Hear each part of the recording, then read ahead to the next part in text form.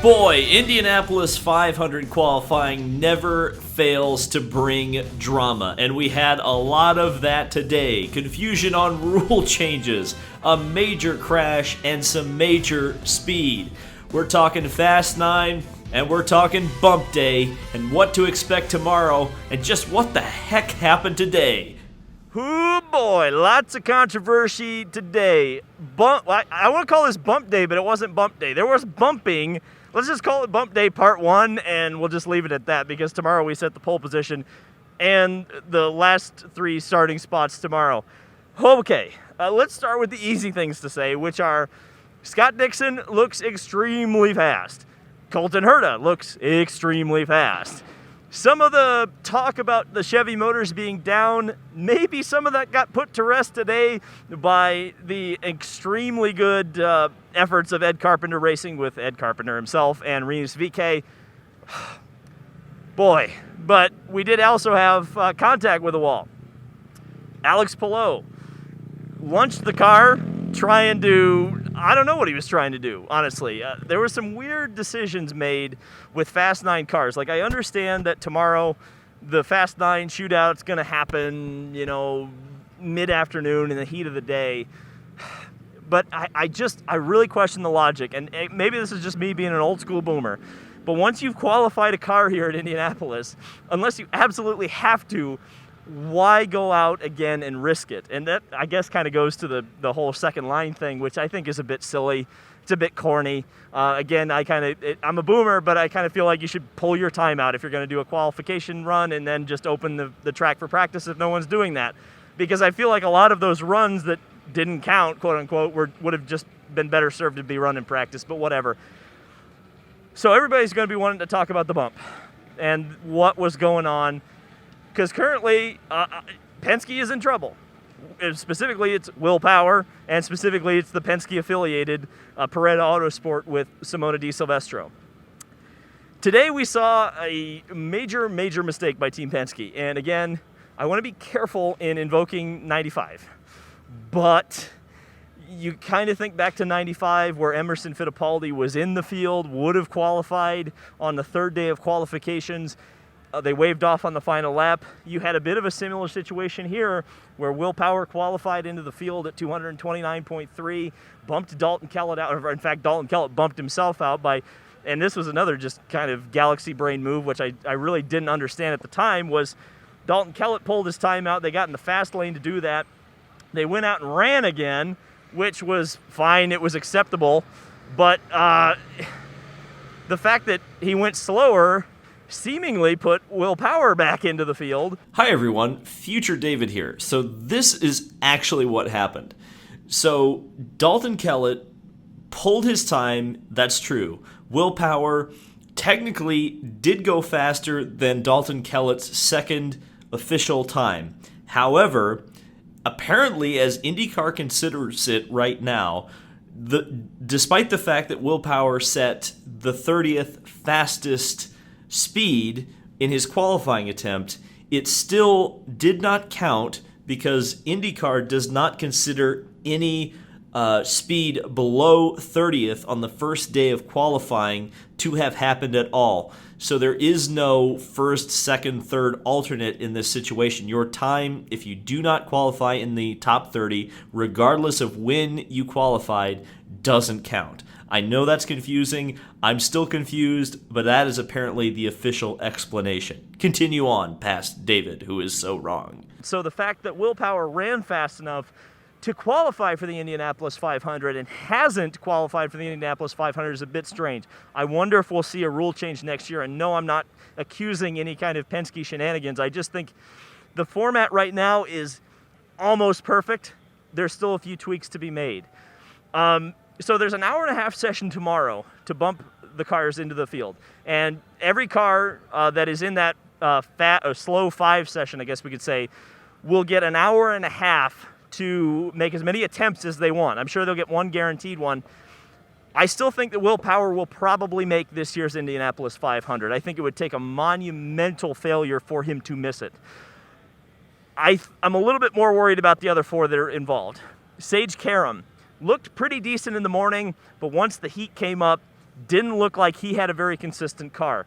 Ditto for Simona De Silvestro. The car clearly has 1 lap speed, but it doesn't have that lap 2, 3, and 4 lap speed that you need to be consistent and to make the show. And I should mention, you guys, remember, that car is leased from Juncos Racing. So against all odds and Penske preparation, you have the Juncos Racing chassis right in the middle of bump day drama again. The 2 cars that I thought were the easy bumps going into this still appear to be that, which are Charlie Kimball for AJ Foyt Racing and then RC Anderson for Top Gun Racing.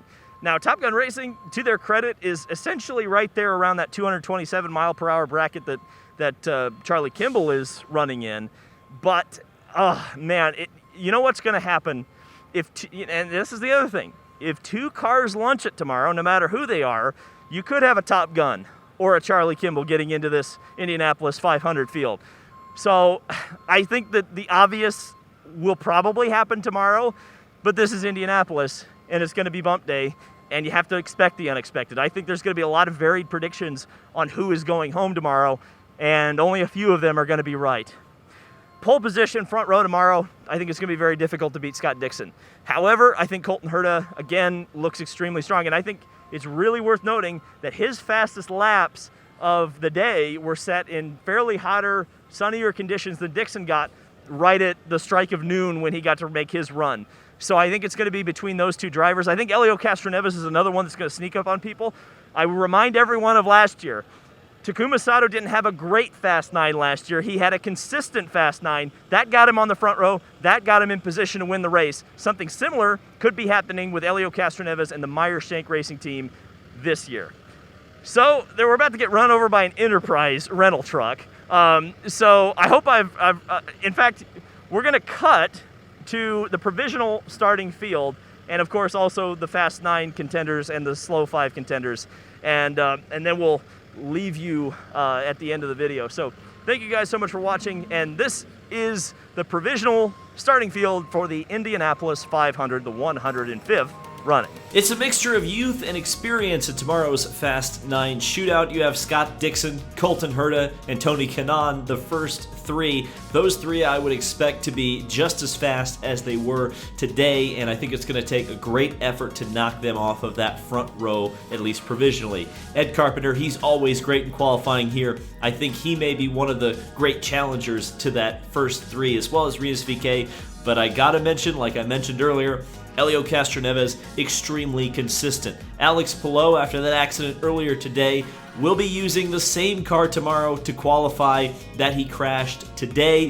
Hopefully he hasn't lost too much pace. I thought Ryan Hunter-Reay was perhaps the big surprise of Fast 9 qualifying, but again, experience, an Indy 500 win under his belt. He knows how to get around this track very fast, and the Europeans will be very happy to see Marcus Ericsson for Chip Ganassi Racing. Of course, all 4 Chip Ganassi Racing cars in the Fast 9.